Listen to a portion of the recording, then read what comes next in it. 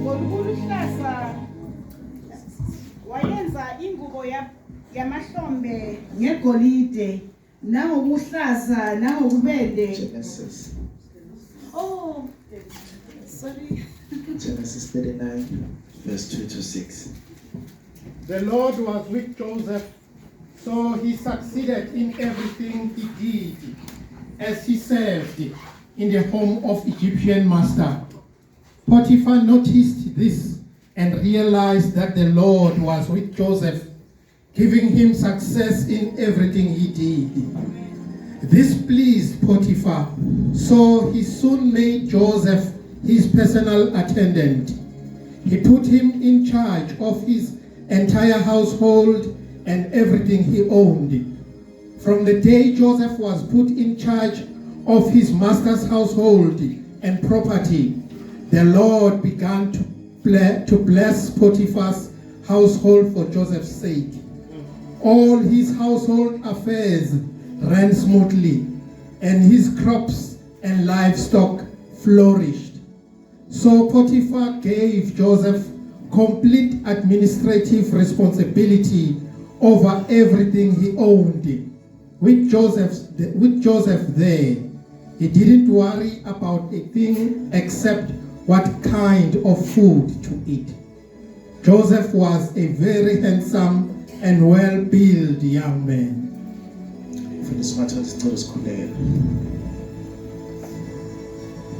Kuliqiniso babethu lengcwele kuthi masithi thoba kuwe usenela umusa. Siyabonga babe kuthina namhla ekseni sithi thoba kuwe umusa wakho uyoba setu kwethu. Konke babe lezokuthinza ngedandla tethu kuyaqhuma. Konke babe lokubeke phambi kwethu ngoyingcwele kuyoba sibusiso. Nayi babe nencebo yakho umntwana wakho babe amile phambi kwelibandla enyangeni yabantu abasha. Siyathandaza moyingcwele akuqhumete imvo usebenzisa yena. Akuvuseleleke babe mathemba kubantu labasha usebenzisa yena. Akuvuseleleke babe mathemba nakithi labadzala usebenzisa yena. Siyathandaza ke babe ngokukholwa egameni lika Jesu.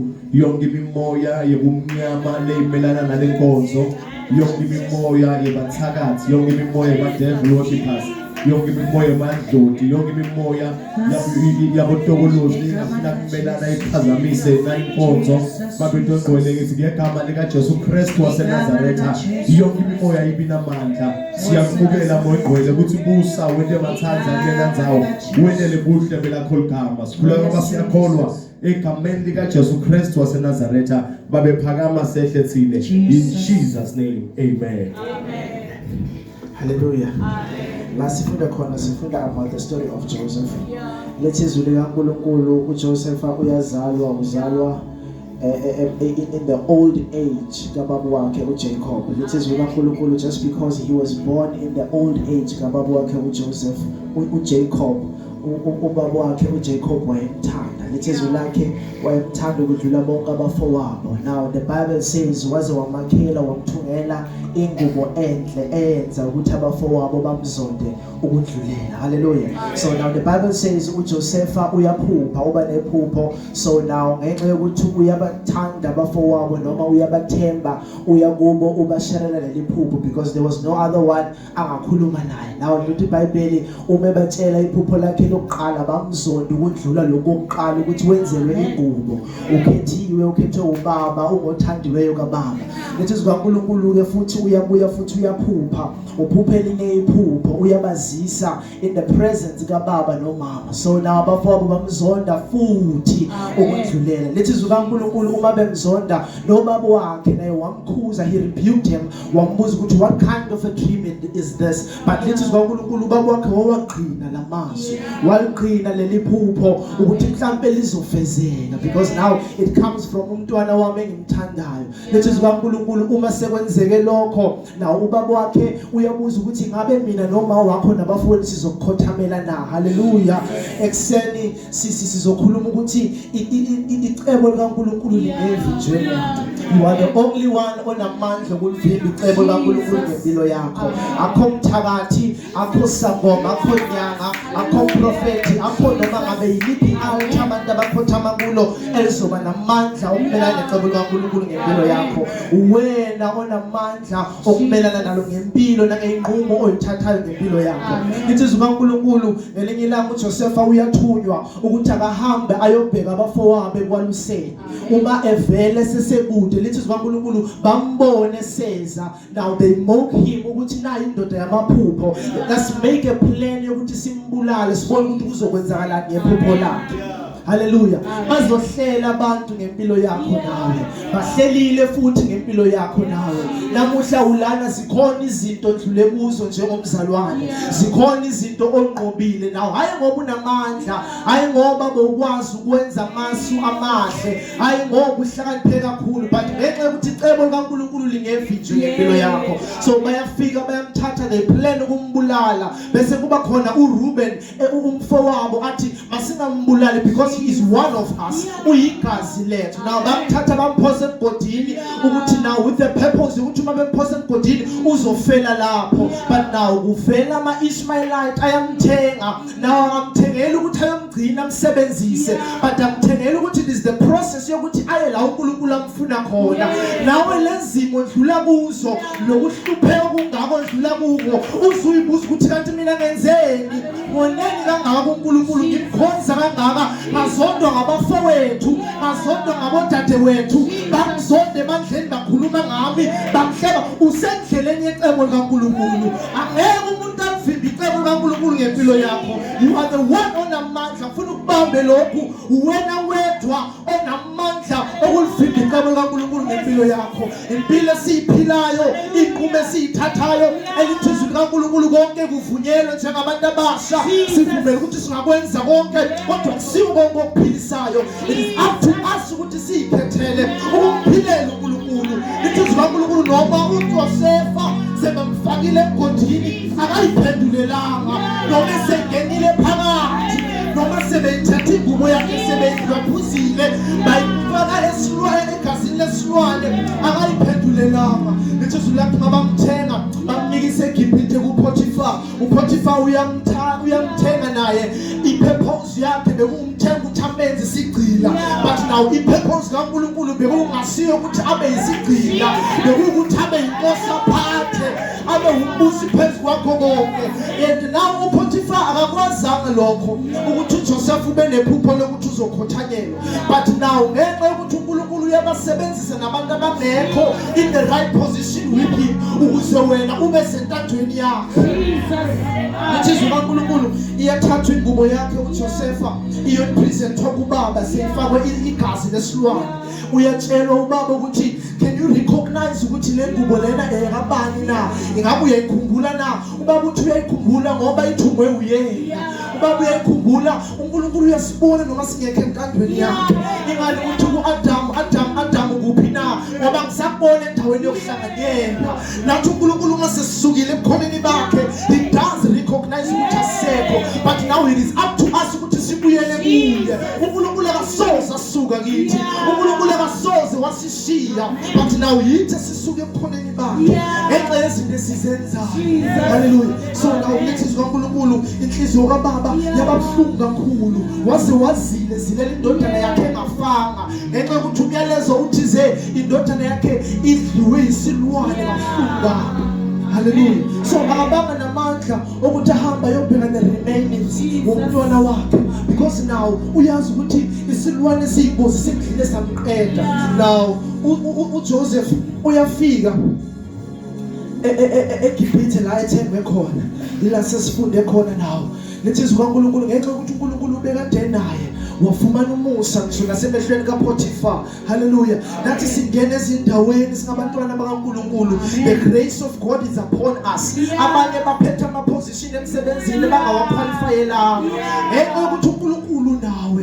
uNkulunkulu ubehamba nawe kuvuleka iminyango evaliwe. uNkulunkulu ubehamba nawe noma bangakhuluma bathi ngempilo yakho bayikhese uzovula uyabaleka ngoba yena usekhona uNkulunkulu wahamba nabantwana bakwa-Israyeli olwandle olubomvu seluvaliwe ahleka amaGibhithe athi sawubona ukuthi kuyoba yini ngabo ahleka amaGibhithe ngempilo yabo ukuthi sababamba athi uNkulunkulu wavula ulwandle bahambe emhlabathini womlelo uNkulunkulu uzoyenza indlela nangempilo yakho lithi izwi likaNkulunkulu uPotiphar wamnikeza an authority kukho konke okukhona phakathi in his palace and umemnika but now the only thing amqabela ukuthi abe ne-authority kuyona wabunkosikazi wakhe hallelujah lithi izwi likaNkulunkulu umuntu omusha ukhathalelo kwenkosi umuntu omusha ukhathalelo ukuthi uNkulunkulu angamthokozisa kangakanani yebo oganileyo ukhathalelo kwezwe ukhathalelo ukuthi lo agane naye angamthokozisa kangakanani but now the burden iba siyaphindeka kulo ganileyo ukhathalela lo agane naye aphinde futhi akhathalele nokwenkosi hallelujah so now uJoseph bekanake okwenkosi yakhe uPotiphar nokuthi akhonza uNkulunkulu abonakalisa uNkulunkulu ezweni ukuthi uNkulunkulu wakhe uthembeka kangakanani uNkulunkulu wamnika ukuhlakanipha uNkulunkulu wamnikeza ukwazi uNkulunkulu wamnikeza ifavor ukuthi akathandwe nabantu basezweni in the foreign land nawe bangaphonsa ezweni ehlane kodwa uNkulunkulu uzoba nawe uNkulunkulu uzoba khona so now lithi uNkulunkulu ngelinye ilanga while Joseph was busy umphathi kaPotiphar uyambona because the Bible says Joseph was very handsome bekade efana nami so lithi uNkulunkulu hallelujah lithi uNkulunkulu umembona so now she had the desire yokuthi akalale naye hallelujah but now Joseph ngenxa yokuthi understand iphupho lakhe ukuthi alipheleli lana ngenxa yokuthi understand ukuthi kuphethe into enkulu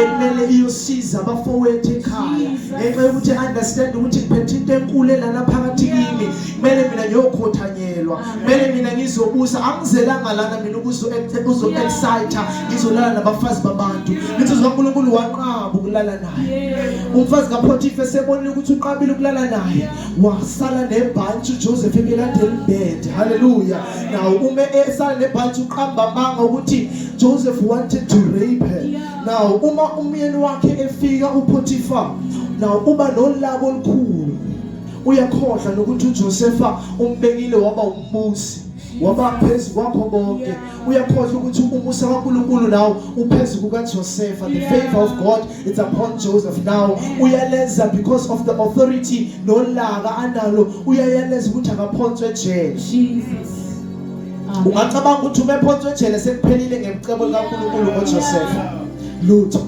umefika khona lapho usayenza intando kaNkulunkulu akaziphakamisi kuba khona amadoda ayaphupha umephupha uthi ngiyamanzi ukhona uNkulunkulu ochaza amaphupho akathi mina ngiyakwazi ukuchaza amaphupho but ukhona uNkulunkulu okwazi ukuchaza amaphupho kudingeka abantu abangeke baze baziveze bona but bazoveza amandla kaNkulunkulu ingani noDaniel naye sehlangana esephambi kwenkosi uNebukadnezar lithi izwi likaNkulunkulu wathi ukhona uNkulunkulu okwazi ukuchaza amaphupho mina ngokwami angikwazi ukwachaza lithi izwi likaNkulunkulu uma sechazile lamaphupho nawe I want to say noma ngabe isiphi isimo ithola ukuso noma ngabe sibhlungu kangakanani ungasuka endaweni yakho ungamshiyi uNkulunkulu noma bangavala yonke iminyango noma ekhaya bangakujikela kangakanani ungasuki kuNkulunkulu uNkulunkulu lithi izwi likaNkulunkulu nawe uya no longer depend ukuya ethempelini ukuyothandaza but now God is spirit and uNkulunkulu umoya ufuna abantu abazomkhonza ngomoya ngeqiniso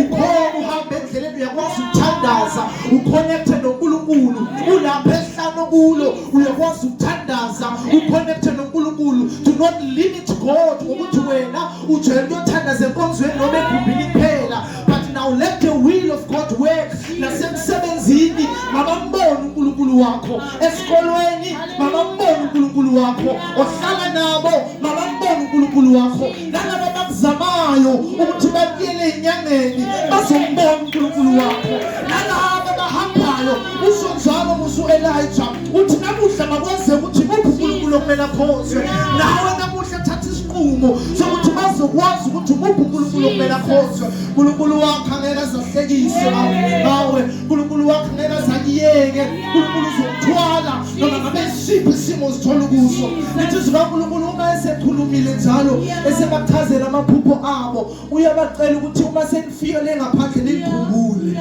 but now lithi izwi kaNkulunkulu bangikhohlwa bazokhohlwa nawo abantu ubenzele izinto ezinhle bazokhohlwa nawo abantu usevile ngisho nasebandleni bazokhohlwa nawo abantu kodwa lithi izwi likaNkulunkulu ngenxa yokuthi icebo likaNkulunkulu bekumele lifezeke nawo inkosi uPotifa uyaphupha nawo kuyatholakala ukuthi nawo ezweni akekho ongachaza leli phupho akekho ongamnikeza incazelo kwadingakala lo osejele ofakiwe khona lejele ukuthi akeze kwaba yi-breakthrough yakhe yokuthi nawo usuzophatha konke mina Potifa sengizohlala but nawo ngizonakekela mina umndeni wami naloku mina engikudlayo wena uzonakekela konke haleluya lithi izwi likaNkulunkulu izwe leli uJoseph ebekade liphethe laphumelela nathi amakhampani esikuwo aphumelela because kukhona thina nathi namakhaya esikuwo aphumelela because kukhona thina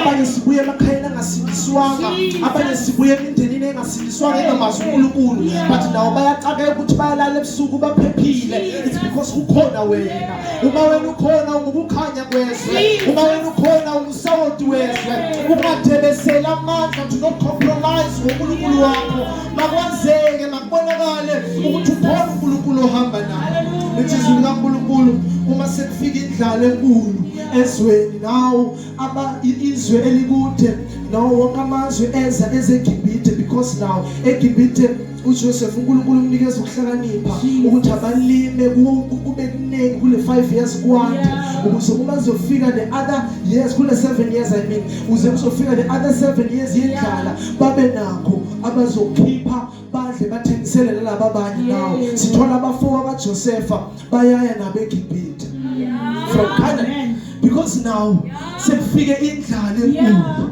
bazoza nakuwe bazodingisisa uma befika kuwe ungabajikeli ungathi ngiyakhumbula ukuthi ningenzeni no it was not them it was the will of God uJesu ukuthi baba baxolele ngoba bakwazi abakwenzayo yes thina ngokwenyama siyababona ukuthi bayakwazi abakwenzayo akekho umuntu ongangilimaza kangaka avela avuke ekuseni acabanga ukuthi ufuna ukuyongilimaza uqabangile ngalento ayenzayo but now usecebeni kaNkulunkulu yebo bangasabanga yebo bangahlela bahambe baze into an extend ukuthi baze baspende nezimali kusebenzisa but usecebeni la uNkulunkulu angeke usufe usecebeni la uNkulunkulu so uma bafika eGibhithe now abasam recognize uJoseph because now usefana kanye nalabo baseGibhithe haleluya the language yakhe ayikhulumayo sekuyi language yalabo baseGibhithe haleluya nathi angeke baze understand noma beza kithi ayishintshe inkulumo use ukuziphendulela bethi bekushaya bekuthuka uthi anenziwa kanjena mina but ayishintshe language now because we understand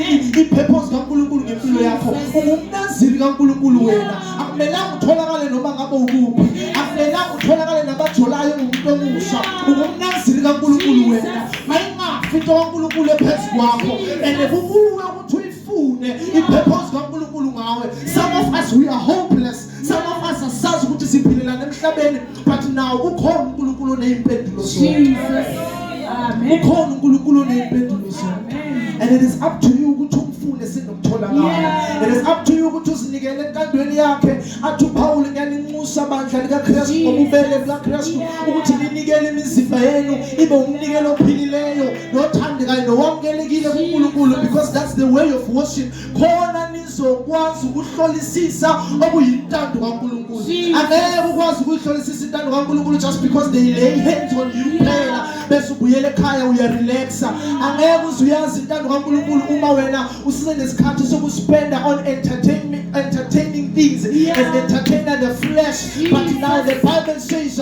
we have to live in the spirit so that uNkulunkulu wethu onamandla uma sisiphila in the spirit the desires of the flesh ziya subject ziyathoba zithobela intando kaNkulunkulu it is not easy ukuphila impilo engcwele njengomuntu omusha ngoba inyama isindiswa inyama iyavuka inyama ifuna kwayo but it is up to you to feed your spirit spirit yesikaNkulunkulu.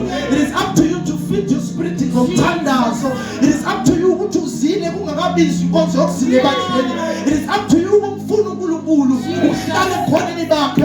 Lithi izwi likaNkulunkulu uMaria uJesu bavizithele wakhetha ukuhlala phansi kwenyawo zikaJesu.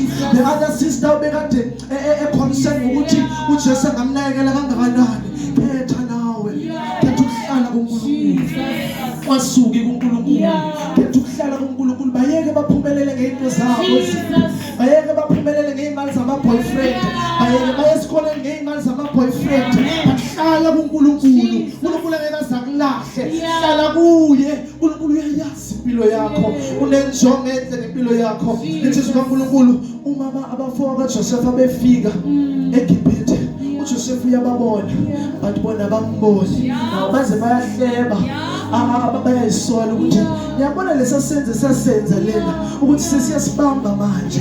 What if yisona lesisasenza? What if uJoseph bekazokuphatha thina bese singabi kulesimo esikuso manje sizithola ukuthi sesiyothenga kwamanye amazwe. Now uJoseph uyabezwa, but now uma ebezwa inhliziyo yakhe ibabuhlungu. Ukuthi uNkulunkulu wahamba wayo on the side wayokhala. Akakhalisa ngokuthi ngalithole. Ukhalisa ukuthi Nkosi icebo lakho liyafezeka. Nkosi icebo lakho liyafezeka. Lithi izwi likaNkulunkulu bayahamba babuyele emuva. Endleleni bathi bayavula ikhwama lezokudla bayiphethe bathola ukuthi kunemali. Nemali lena bekade beyiphethe beyothenga ngayo. Bathi ukuthi kanjani because thina sithathe imali sabanika, but nawo bayathukwa bathi siyibisele emuva. Baqeda bayahamba, mabehamba bafika batshela ubaba umefika ubetshela ukuthi now you have to take it back nemali. So uma bebuyele emuva babuyela baphethe le mali, baphethe with the extra money, baphethe ngisho nezipho abayezinikeza uJoseph, because they don't know ukuthi uJoseph he is their brother, but they think ukuthi uJoseph he is just one of the kings baseGibhithe. Lithi izwi likaNkulunkulu uma befika uJoseph ubanikezile umyalo ukuthi ningabuyelana ngaphandle ukuthi kube noBenjamin umfowethu. Hallelujah. So now uma befika lena bezisa ubaba umyalezo ukuthi uyafuneka phela nalona wakho the last one omthandayo, because lithi iBhayibheli umama kaJoseph bebekade beyi2, it was just Joseph and Benjamin kuphela. Lithi izwi likaNkulunkulu now wababhlungu enhlizweni kaJacob ukuthi adedele nalo ngoba usisenenxeba lokuthi ngilahlekelwe uloyo waseqaleni, mhlambe lalona naye angangilahlekelwe, but now bayancenga ukuthi sivumele sihambe naye. Hallelujah. So now to cut the story short, on chapter 45 this is uNkulunkulu now Joseph useyazambula, he revealed himself kubafowabo ukuthi now I know whatsoever that you did, but in a secret entandweni yenu bekuyintando kaNkulunkulu. Now you have to understand ukuthi izimo odlula kuzo akusiyintando yabantu, intando kaNkulunkulu. Kumele kufezakale icebo likaNkulunkulu ngempilo yakho. Khona la uNkulunkulu ufuna ukukuthatha kubeke khona. So mawungalivimbi icebo likaNkulunkulu ngempilo yakho. Ukufundela chapter 45.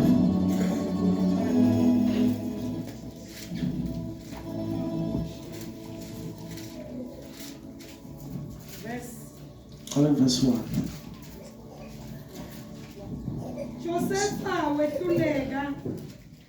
Josepha wehluleka ukutibamba embi kwetisebenti takhe, ngako wathi abakhishwe bonke la endlini.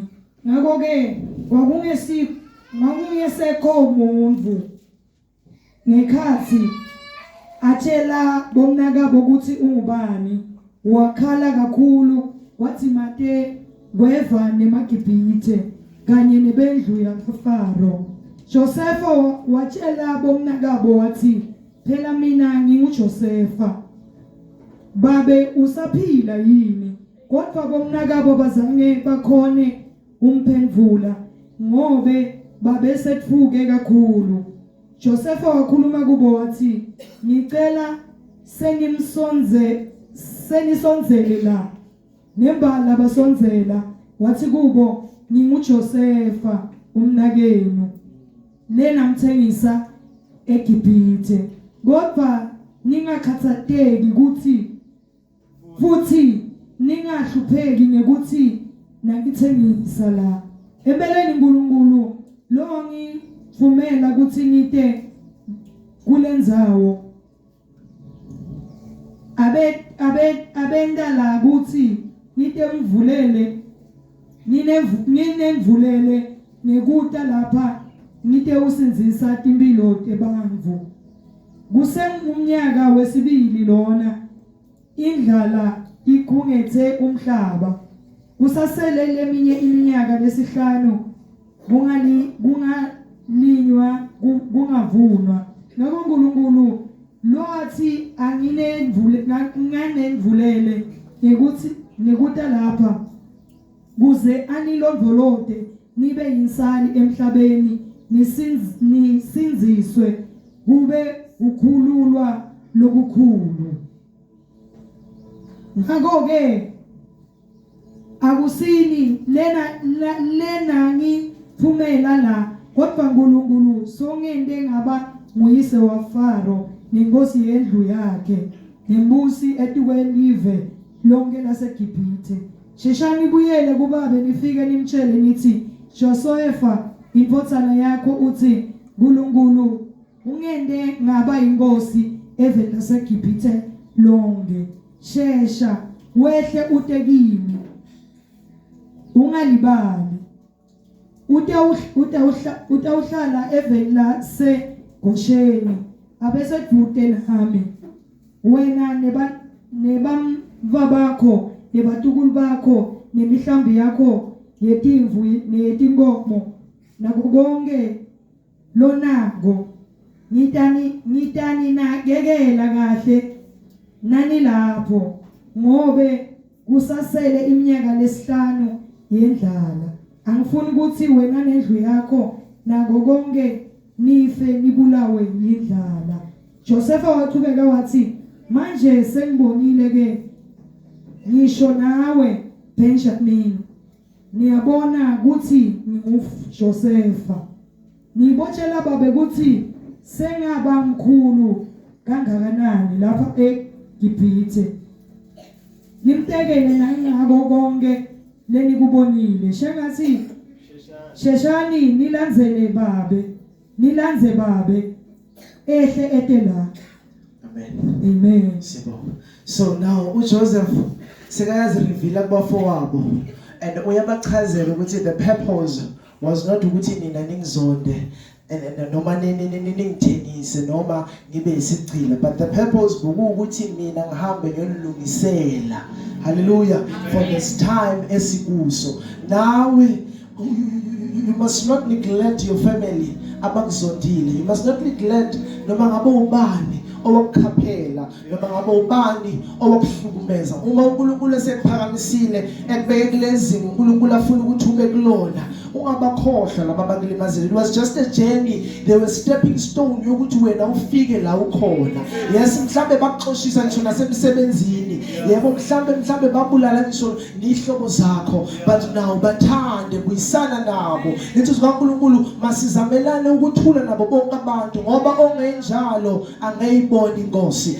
do it for yourself ukuze uma uJesu ebuya ukwazi ukubonana naye do it for yourself and for your peace sake ukuze ukwazi ukuphila kahle umkhonze kahle uNkulunkulu without anything lithi uNkulunkulu uDaniel kwafundwa noma ngabe yini abekade engasolwa kuyo kodwa zange ufumaneke nawe bangamanye bafune noma ngabe yini abangayisebenzisa against you kodwa bangayitholi noma bangawa create amacebo abo angeke azaphumelele ngempilo yakho you won't die angeke uzufe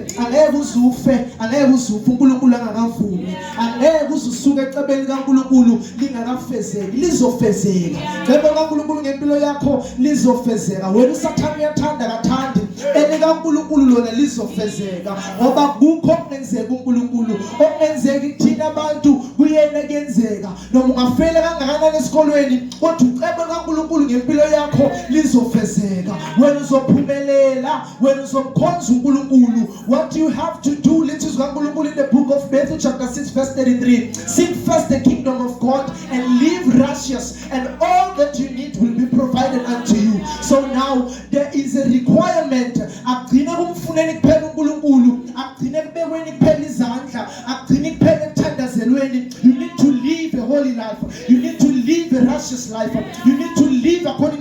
word bese bonke ofuna ukuyokwenzeka lithi izwi kaNkulunkulu sigcine lamazwi ahlale enhlizweni zethu then now siyakuba ngabahlobo bakaJesu ayikho into uJesu ezoyenza empilweni yakho ungayazi ayikho into ezoyenzeka emkhathini obumnyama uNkulunkulu engekaze ayambule kuwe because you are close noNkulunkulu yazana naye uthi Amos abantu ababili bangahamba yini bangavumelananga na uvumelene yini wena noNkulunkulu na umamukela uJesu njengenkosi nomsindisi na uyaphila phakathi kuwe na uyabonakala phakathi kuwe na are you cultivating the peace uNkulunkulu akunika yona na are you cultivating are you working on your salvation now ngoba insindiso iyasetshenzwa asindiswa nje phela bese kuphelele lapho but we need to pray we need to seek God's face sifuna ubuso bukaNkulunkulu daily ngoba lithi uNkulunkulu uma sithi sinasono siyasikhohlisa sibenza uNkulunkulu abemqambi manga but now lithi umhlabeleli bonke abanethembe linjalo lokuthi mhla uJesu ebonakala abayofana naye bezihlambulula impela bayalahla izono nokubi bayalahla konke okubambezelayo nathi sisasindisiwe we need to leave things zikhona izinto esizithandayo noma singayithanda kangakanani but we need to leave them behind ngenxa yokuthi sifuna uNkulunkulu uthi izwi kaNkulunkulu all that was gained to me I counted it loss ngenxa yokumazi uNkulunkulu konke naloko kuyinzuzo kuwe okuhlukanisa nobukhona bukaNkulunkulu counted loss ufuna uNkulunkulu esenokutholakala ngosiyamusa isibusise